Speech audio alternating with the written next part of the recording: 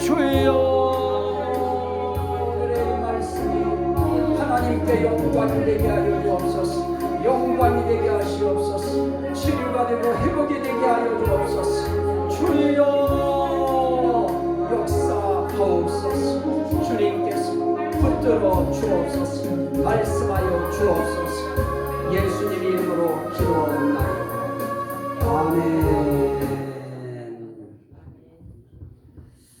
자, 오늘 어버이 주일로 지내야 되는데 우리는 계속 시리즈 설교를 하다 보니까 조금 그런 부분과는 우리는 조금 거리가 떨어져서 분위기가 좀 그렇게 이따까지 흘러왔습니다. 자, 저는 오늘 읽은 말씀을 통해서 그동안 한 어떤 단락이 오늘 시간으로 그 단락을 끝내고요. 그 다음 단락으로 들어갈 겁니다. 자, 우리는 지금까지 몇 주간에 걸쳐서 설교한 그 내용이 성령의 속성적 이름. 성령엔 속성이 있어요. 하나님에게도 속성이 있고요.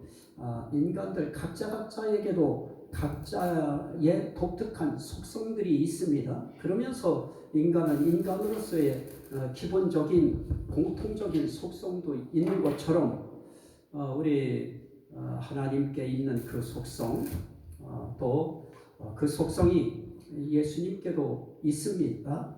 또 그 속성은 성령님께도 있는데요. 그 속성 가운데 가장 중요한 여러 가지 몇 가지를 들었습니다. 은혜의 성령 그럽니다. 그래서 성령의 속성 가운데 은혜성이 있다.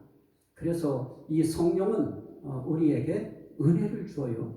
그래서 은혜성이 있고요. 또 이 성령은 어떤 속성이 있느냐? 생명성이 있습니다. 그래서 생명의 성령이 그럽니다. 그래서 결국 우리의 이 신앙의 생명도, 영혼의 생명도 결국은 이 성령의 이 속성이 붙들어주고 또 만들어내는 그런 것 가운데 하나지요. 또 우리가 성령의 속성 가운데는 진리성이 있습니다. 성령은 절대로 거짓말하시지 않습니다. 그래서 진리의 성령이라 이렇게 표현하는 것입니다. 또 하나 우리가 볼 수 있는 것은 그러면서도 뭐니 해도 거룩성이 있어요. 이 성령에겐 거룩성이 있어서 거룩한 성령입니다. 또 이 성령의 속성 가운데에는 권능성이 있어요. 이건 제가 상당히 강조하고 굉장히 이 부분을 주장하는 그런 부분입니다. 오순절 이후에 나타난 그 성령의 현상은 어떤 현상이었느냐? 우리에게 능력을 입히우는 성령이었고 그 성령이 결국 무엇이었느냐? 권능의 성령이었습니다. 그래서 너희에게 성령이 임하시면 너희가 성령을 받고 그러지 않습니다. 권능을 받고 그럽니다. 결국 이 성령의 속성 가운데는 이 권능성이라고 하는 것이 있습니다. 그래서 오늘 이 시대에 그 성령이 우리에게 오면 나도 모르게 이 권능이 내게 입혀집니다. 능력이 입혀지는 거예요. 그 은혜가 함께 하시기를 주의 이름으로 축원합니다. 그거는 모든 면에 그것이 적용되어서 우리의 삶 속에 나타날 수 있는 거고요. 또 하나는 충만성입니다. 참 이 부분을 우리 아직 한국 교계뿐만 아니라 세계의 교계가 또 신학자들이 이 부분을 정립을 못해 놔서 마치 예수님께서 요한복음에서 성령을 받으라 한 것과 바울 사도가 에베소서에서 성령을 충만함을 받으라 라고 한 것이 마치 다른 것이냐. 그래서 그렇게 성령 받은 것 외에 또 충만함을 또 충만한 성령을 또 받아야 된다 하는 이런 식의 해석 방법을 가지고 지금까지 왔습니다. 그런데 성령 자체의 속성 가운데 충만성이 있습니다. 그래서 그 성령이 임하면 모두가 다 충만함을 받고 충만함을 받고 충만함을 받고 이게 바로 성령의 충만성입니다. 그래서 마치 성령 받으라고 하는 그 말도 표현법이 각양각색입니다. 우리도 예를 들어서 밥 먹어 하는 것도 어떤 사람들은 식사하세요 그런 사람이 있고 밥 드세요 하는 사람도 있고 애들한테는 밥 먹어라 하는 사람도 있듯이 뭐 식사하세요나 밥을 드세요나 또 밥 먹어라나 그 표현의 그 어떤 내용 그 뭡니까 단어에는 조금 차이는 있을지 몰라도 그것이 갖고 있는 그 의미는 사실은 같은 것입니다. 그런 것처럼 성경에도 이 성령 받으라고 할 때도요 성령을 받으라 그런 말도 하고요 기름 부음을 받으라 그러기도 하고요 또 어떤 데에서는 그거에 대해서 뭐라고 합니까? 보혜사를 받으라 라고도 하고요 성령을 받으라 라고도 하고요 또 성령 충만함을 받으라고도 표현하는 거고요. 그래서 우리도 이야기할 때 밥 먹어 그러면 되잖아요. 그런데 밥 먹어 그러지 않아요. 밥 많이 먹어 그래요. 식사 드세요. 그걸로 끝나지 않고 식사 많이 드세요. 그래요. 결국 우리가 이 충만성이라고 하는 것을 할 때에도 하나님 자체의 속성 가운데 충만성이 있어서 하나님의 충만함을 예수 그리스도에게도 충만함을 주셔요. 그래서 예수 그리스도에게 신성이 충만하다 그래요. 그 신성의 충만함은 곧 성령의 충만함입니다. 이런 그 속성이 있습니다. 또 하나는 영원성인데요. 그 성령의 속성 가운데 그 성령은 어떤 단기간에 있다가 어느 순간에 사라지고 없어지고 그렇게 소멸되는 것이 아닙니다. 성령은 영원성을 가지고 있어서 태초부터 영원부터 영원까지 이 성령은 계속 함께 계시는 것입니다. 그 영원성까지 말씀을 드리고요. 또 오늘 이제 그 마지막 시간으로 이 성령의 속성 가운데는 뭐가 있느냐? 임마누엘성이 있어요. 오늘 우리가 그 임마누엘이라고 하는 단어는 여기에 없었지만요. 오늘 말씀 우리가 읽은 말씀 가운데 보면 내가 아버지께 구하겠으니 그가 또 다른 보혜사를 너희에게 주사 영원토록 너희와 함께 있게 하리니. 그러면서 어디에 있게 하느냐? 또 너희 속에 계시겠습니다. 그럽니다. 자, 임마누엘이라고 하는 단어를 하나님께서 이사야 선지자의 입술을 통해서 처음에 그 표현을 하십니다. 우리는 성경이 이사야가 선포했다고 해서 이사야의 말이다. 또 이사야가 기록했다고 해서 이사야의 글이다. 성경은 그렇게 이야기하고 선지자들이 기록했기 때문에 선지자의 글이다 이렇게 하지만은 그것이 선지자의 글은 아닙니다. 사실은 하나님의 말씀이었고요. 성령의 감동으로 된 글이었고요. 그래서 결국은 성령께서 선지자들을 감동시키셔서 성령께서 기록자들을 감동시키셔서 하나님의 뜻을 전달시키게 하셨던 것입니다. 자, 그런 의미에서 오늘 이 말씀에 임마누엘이라고 하는 표현을 할 때에도 하나님께서 성령의 감동을 통하여 임마누엘 대신 예수 그리스도가 이 땅에 오실 것을 예언하고 예고하실 때 요셉의 마음을 좀 풀어줘야 되겠다. 요셉이 지금 의심하고 있는데 안 되겠다 싶어서 하나님이 천사를 보내십니다. 어디에 보내냐? 꿈 가운데 보내요. 우린 천사를 하나님이 파송하실 때에 현실 속에 보내시는 것만 되는 것 같지만은 그렇지 않습니다. 하나님은 참 그래서 하나님은 신기해요. 우리는 아무리 그 어떤 참 능력이 있다고 해도 꿈 속에 천사를 보내는 일 우린 못합니다. 그러나 하나님은 하십니다. 현몽하실 때에 뭐라고 말씀하시느냐? 걱정하지 말라는 거예요. 의심하지 말라는 거예요. 그러면서 말씀하실 때 그렇게 말합니다. 천사가 꿈속에 하는 말입니다. 보라, 처녀가 잉태하여 아들을 낳을 것이요 그의 이름은 임마누엘이라 하였으니 이를 번역한즉 하나님이 저희와 함께 계시다 합니다. 그래서 결국 예수님이 이 땅에 태어나실 때 예수 그리스도의 이름을, 구약적 이름이 뭐냐? 임마누엘이다. 그래서 우리는 예수님에 대해서 임마누엘, 그러면 그 임마누엘이 무슨 의미냐? 예수님에 대한 호칭이 되어지는 것입니다. 예수님의 이름 가운데 임마누엘도 있어요. 그런데 그 임마누엘은 무슨 뜻입니까? 하나님이 저희와 함께 계시다. 다시 말하면 하나님의 백성 가운데 세상 속에 함께 계셨던 것입니다. 이것을 성령께서도 똑같이 그 임마누엘의 속성을 갖고 계셔서 그분이 우리와 함께 계시는데 언제까지 함께 계시느냐? 영원토록 함께 계신다. 어디에 계시느냐? 너희 속에 계시겠습니다. 그래서 결국 이 성령의 임마누엘성이라고 하는 하나님이 우리와 함께 계시는데 성령 하나님이 우리 속에 오셔서 우리와 함께 계시다. 자, 저는 좀 전에 이 성령의 속성을 쭉 말씀드렸습니다. 은혜성, 또 진리성, 생명성, 거룩성, 권능성, 충만성, 영원성 다 했습니다. 자, 성령이 영원하셔요. 그건 그분의 속성이지요. 그분이 진리세요. 그래서 진리의 영이라고 그래요. 그건 그분이 진리이신 것 뿐이죠.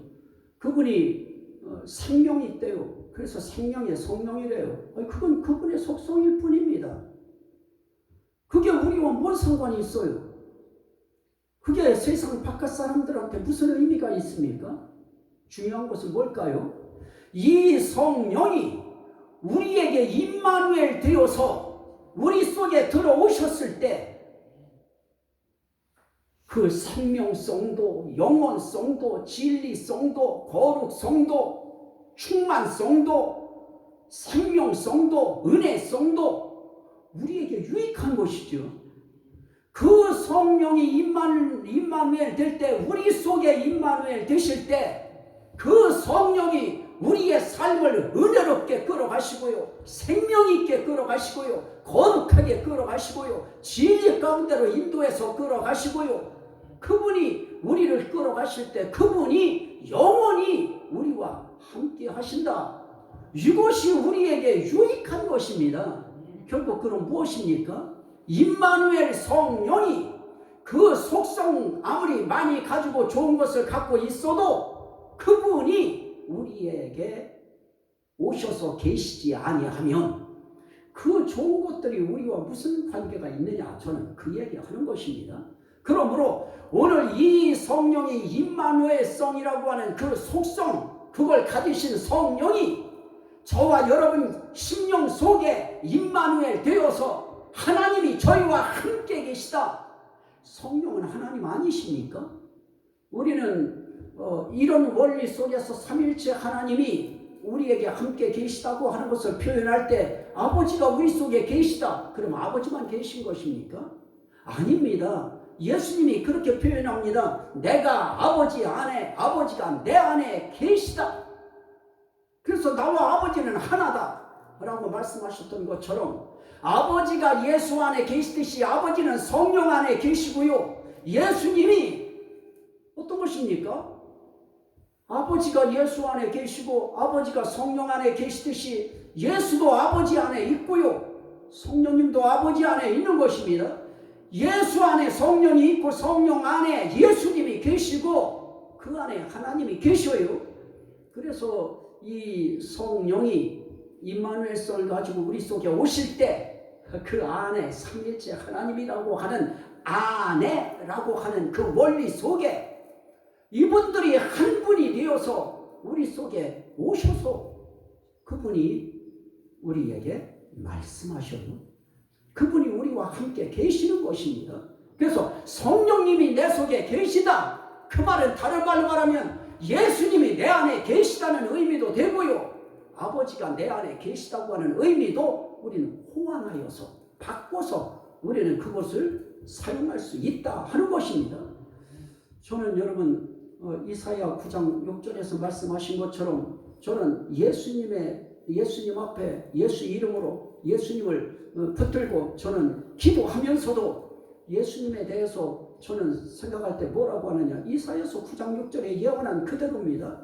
나는 전능하신 하나님이신 예수 아기를 이야기한 것이었고요, 영존하시는 아버지를 어린 아기 예수로 말씀하신 것이고요, 평강의 왕이신 아기 예수로 말씀하신 것이기 때문에 저는 예수님을 부르고 주여를 부를 때에도 전능하신 하나님이신 예수를 부르는 것이고요, 영존하시는 아버지이신 예수를 부르고요, 저는 항상 평강의 왕이신 그 예수를 저는 부르는 것입니다.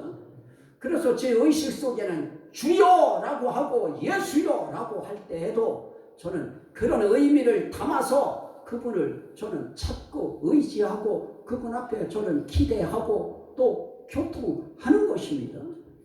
자, 오늘 이렇게 우리가 말씀할 때 그 성령이 어떻게 합니까? 그 성령에 대한 내용들이 디모데후서 1장 14절 말씀에 보면 바울 사도를 통해서 성령께서 하신 말씀은 그겁니다. 바울은 그때 그걸 깨닫는 것입니다. 우리 안에 거하시는 성령으로 말미암아 내게 부탁한 아름다운 것을 지키라. 이 임마누엘성 성령이 저와 여러분들 속에 들어오시면 어떤 현상이 생겨지느냐? 그 성령이 우리에게 아름다운 것을 부탁하셔. 그 성령이 여러분들에게 부탁해요. 이 성령님이 이제 참으로 또 이제 이런 표현들은 오랜만인데요. 저는 여기서 목회자들 또 사모님과 목회자들을 성경 공부를 지금 이제 한 4년 가까이 지금 이제 쭉 해오고 있는데요. 그거를 하면서요, 어느 날은 하나님 앞에 기도할 때요, 그 이제 설교하기 위해서 강의하기 위해서 여기서 기도할 때요, 또 제가 강단에서 여러분들한테 말씀 전하기 위해서 기도할 때요, 그때 하나님께서 성령을 통해서 제게 하신 그 말씀이 저에게는 아주 힘이 돼서요, 어떤 때는 제가 좀 당당하게 해요. 그것 가운데 하나가 무엇인지 아십니까? 어느 날은 여기서 기도하는데요, 여러분들이 이렇게 계실 때죠, 이제 하나님 오늘도 이 주님 붙잡아 달라고, 역사해 달라고, 이 예배에 저만 혼자 세워놓지 마시고 하나님이 함께 해달라고 그럴 때요, 뭐 다른 때는 난 너와 함께 하리라 거의 그것으로 일관해 오셨어요. 그러던 어느 날 성령은 그렇게 말씀하셨어요. 나는 너를 믿는다. 따라합시다. 나는 너를 믿는다. 그게요, 저는 사실은 다 준비하고 다녀요. 그런데요, 그 말씀을 하시는 순간에 제가 준비했던 말씀을요 아주 교만하고 건방지게 여기다가 툭 던지고요, 그날 설교를 했어요. 왜 그렇습니까? 나는 너를 믿는다. 그 말씀 때문입니다. 그리고 이 말씀 공부를 할 때에는요, 너희들 참 예쁘다. 너희들 참 예쁘다. 예쁜 사람들은 그 중에 나 하나밖에 없었어요. 너희들 참 예쁘다. 그 말이 얼마나 힘이 되는지요. 그분이 각자에게 가장 아름다운 것을 말씀하셔요. 너는 평생의 예배를 지켜라. 너는 예배의 신앙을 지켜라. 그렇게 부탁하는 사람도 있어요. 어떤 사람들에겐 너는 기도의 신앙을 지켜라. 어떤 사람들은 너는 사랑의 신앙을 지켜라. 그래서 그 사람은 평생 사랑 실천하다 하나님 앞에 가요. 어떤 사람들은 너는 절대로 흔들리지 말고 믿음의 신앙을 지켜라. 그 사람은 주구장창 설교가 1년 365일 강단에 설 때마다 믿음입니다.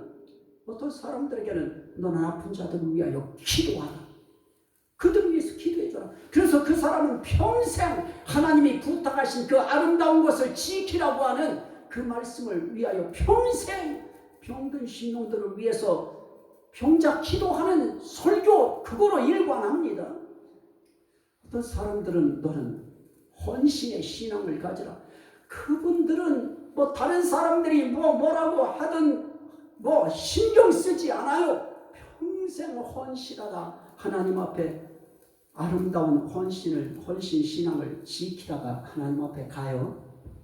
어떤 사람들은 기도의 신앙, 찬송의 신앙, 각자에게 하나님께서 주시는 그 신앙이 있는데요. 저는 하나님께서 제게 주신 것은 저는 말씀이었어요.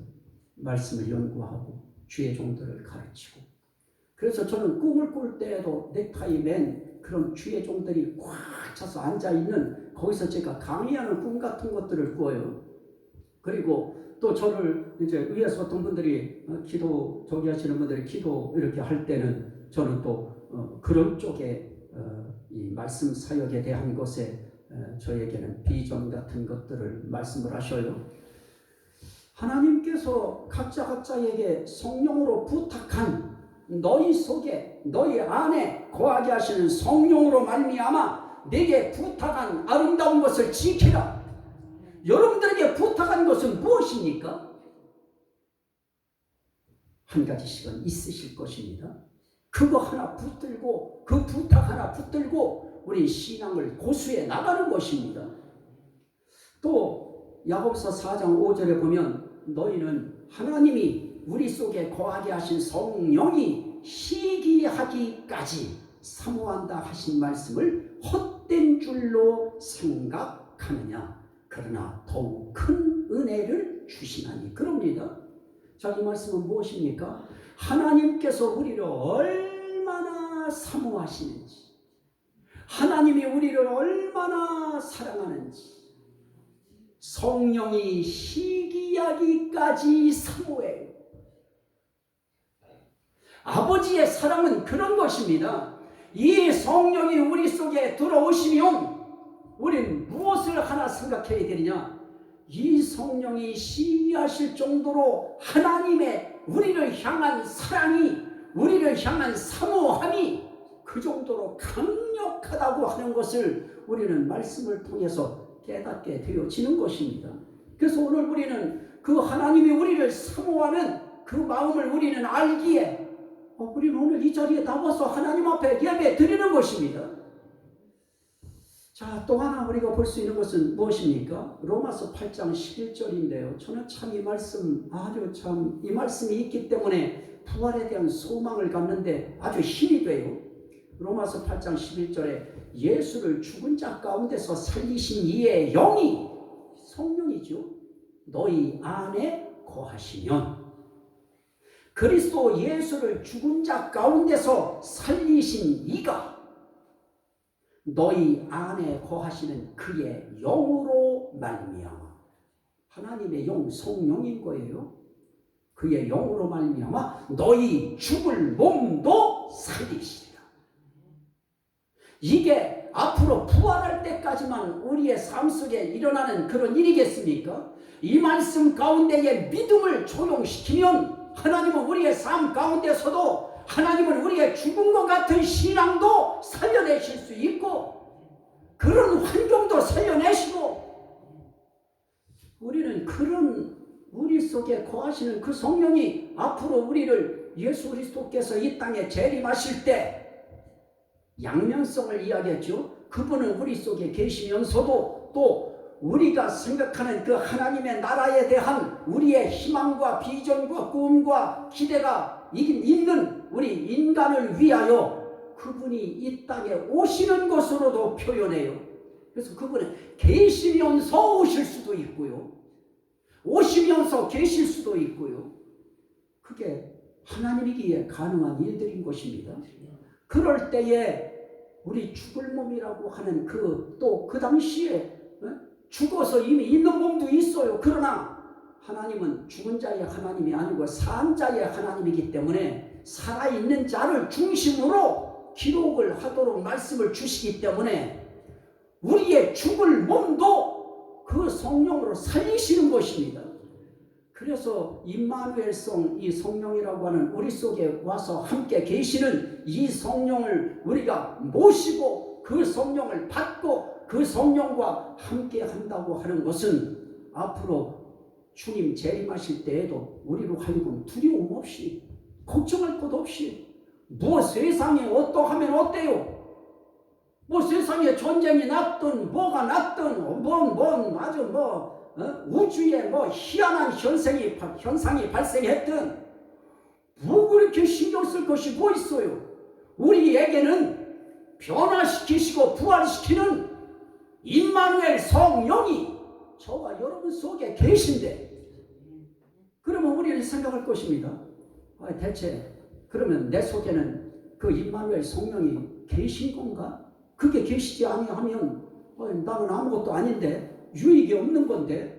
그럴 때 오늘 우리가 하나님 앞에서 볼 수 있는, 내가 성령을 모셨나 안 모셨나, 내 안에 계신가 안 계신가, 그걸 알 수 있는 길이 무엇일까요? 고린도전서 12장 3절 말씀입니다. 말씀으로밖에 우리는 이야기할 수가 없어요. 거기에 뭐라고 말씀합니까? 내가 너희에게 말하노니 하나님의 영으로 말하는 자는 누구든지 예수를 저주할 자라 하지 아니하고. 참 사람들도 희한합니다. 예수를 박해하는 놈들 치고요, 예수 성화 또 이렇게 있는 것 같은 거에 침 뱉으라고 안 한 놈들 없고요, 침 안 뱉으려면 발불에도 지나가라고 안 하는 놈들 없고요, 그것들이요 황제라고 하는 이름으로 나라의 정권을 잡은 수장이라고 하는 이름으로 그 인간들이 그 짓들을 해요. 공산당들이 그런 짓들을 저놈들이 했던 거 아니겠습니까? 그들이 예수를 저주할 자로 보는 거예요. 예수 저주해라. 예수가 저주할 자입니까? 예수는 저주할 자가 아니고요, 우리가 찬양 드려야 될 자이고 영광 돌려야 될 자이고 우리가 감사해야 될 자이고, 그가 정말로 위대하시고 지존하시고 그분이 우리 위하여 자기까지 피, 물 다 쏟아주신 그런 분을 우리가 왜 저주할 자라고 하냐고요. 그분은 저주할 자가 아니고 그분은 우리가 찬송해야 될 자인 것입니다. 영광 돌려야 될 그런 분이신 것입니다. 그런 것이죠. 또 그래서 성경은 뭐라고 합니까? 또 성령으로 아니하고는 예수를 주시라 할 수 없느니라. 그래서 저는 시간 장로교회에서 목회를 하면서 계속 저는 했던 것이 무엇이냐, 주여 삼창 우리 교단에서 못하게 하든지 말든지 저는 주여 삼창 이걸 밀고 나가는 이유가 뭐냐, 주여가 우리에겐 생명이고 주여가 우리에겐 능력이고 주여가 우리에겐 구원이고 주여가 우리에겐 저주가 아니고 영광인 것입니다. 우린 주여 한번 제대로 주여 한번 불렀다가 우리의 인생이 하나님 앞에 영광스럽게 되어지고요, 구원되어지는데도 다른 것이 필요한 것이 아니고요, 주여가 필요한 것입니다. 주의 이름이 필요한 것이고요, 주여라고 하는 이 주라고 하는 이 주가 하나님에 대한 여호와에 대한 호칭인데요, 우리는 주여 그랬지만 그 여호와 하나님을 부르는 거예요. 그래서 우리는 이 성령으로 아니하고는 주여 못 불러요. 따라합시다. 주여. 불러요. 절대로 주여라고요? 아무도 주여 소리, 세상 사람들은 주여라고 하라고 한다고 해서 하지 않습니다. 절대로 못합니다. 그 성령이 임한 사람들은 주저함 없이 두려움 없이 언제 어느 순간에도 주여를 우리는 인정할 수 있고요, 예수를 주라 부를 수 있는 것입니다. 자, 한 절 더 볼까요? 로마서 10장 9절 이하인데요, 내가 만일 네 입으로 예수를 주라 시인하며 또 하나님께서 그를 죽은 자 가운데서 살리신 것을 마음에 믿으면 구원을 받으리라. 여러분들은 예수가 여러분들의 주인이심을 믿으시면 아멘 합시다. 그 아멘이 필요한 거예요. 우리에게 그 아멘이요, 인생 일대에서 여러분들이 최고 잘한 말 가운데 하나가 아멘일 것입니다. 그 주를 주로 고백하며 어떻게 합니까? 그를 하나님께서 죽은 자 가운데서 살리신 것을 마음에 믿으며 하나님이 우리가 주인으로 여기는 그분을 이 땅에 오셨을 때 십자가에 달려 돌아가신 것을 하나님이 살리셨다. 우린 그래서 예수만 주인으로 믿는 것이 아니고 그를 살리신 하나님도 우리가 고백할 때 구원을 얻으리라. 믿으시면 아멘 합시다. 가벼운 것 같아도 간단한 것 같아도 우리의 구원 교리는 여기서 끝나는 것입니다. 그러면서 성경은 뭐라고 말씀하십니까? 사람이 마음으로 믿어 의에 이르고 입으로 시인하여 구원에 이르느니라. 뭐라고 입으로 시인해요? 예수 저주할 자라고 할래? 네 주인이라고 할래? 그러면 나는 주요 하고 지나가는 거예요. 그러면 총빵 쏘겠지요. 그런데 하나님이 그렇게도 하시지만 하나님은 또 기적 같은 시간을 또 허락하셔서 살려내셔서 그 복음을 또 전하게 만드는 사람들도 있고요. 그랬던 어쨌든 하나님의 순교자의 수를 채울 때까지는 또 하늘 세계에는 또 영적 세계에는 또 하나님 앞에 이 원한을 풀어달라고 하는 영혼의 기도가 하늘 제단 앞에 있습니다. 오늘 우리는 하나님 앞에 이 신앙 갖는 것입니다. 성경에 이르되 그를 믿는 자는 부끄러움을 당하지 아니하리라 하니 유대인이나 헬라인이나 차별이 없습니다. 한 분이신 주께서 모든 사람의 주가 되사 그를 부르는 사람에게 부요하시다. 그를 부르는 모든 사람에게 부요해요. 저는 어디에서 이렇게 목회자 세미나가 있어요. 목회자 사모 세미나가. 그런데 거기에 좀 인원을 동원할 필요가 있어가지고 우리 지역에 있는 목회자들을 제가 동원하려고 하다 보니까 저도 다른 사람 차를 타고 가려고 생각했었는데요. 막상 한 번씩 얘기를 이렇게 해보니까 가겠대요. 그런데 나는 나와 집사람과 세 분만 태울 수 있어요.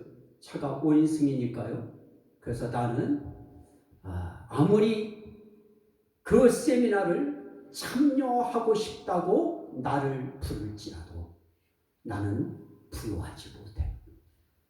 하지만 우리 하나님은 주여하고 나는 그 주님을 나의 인생의 주인으로 모십니다 하고 주여를 부르는 모든 사람들에게 우리 하나님은 또 우리 주님은 절대로 가만하시지 않습니다. 부요하십니다. 얼마든지 부르는 자들을 구원하실 수 있는 그런 분이신 것입니다. 오늘 임마누엘 성령 그분이 오시면 우리 입으로 예수를 주라 고백하고요. 예수를 저주할 자라 하지 않고 영광스러운 분이라고 고백하게 되어지고요. 그리고 우린 그 예수를 살리신 하나님을 우린 자동으로 믿을 수 있게 되어지고요. 삶 속에서 늘 주의 이름을 부르는 마음이 우리 속에 일어납니다. 그 형상이 오늘 이 자리에 나와 앉아 있는 것입니다. 여러분들에게 이 임마누엘 성령의 은혜가 삶 속에 늘 함께 하시기를 주의 이름으로 축원합니다. 아멘. 우리 한번 찬송하시죠.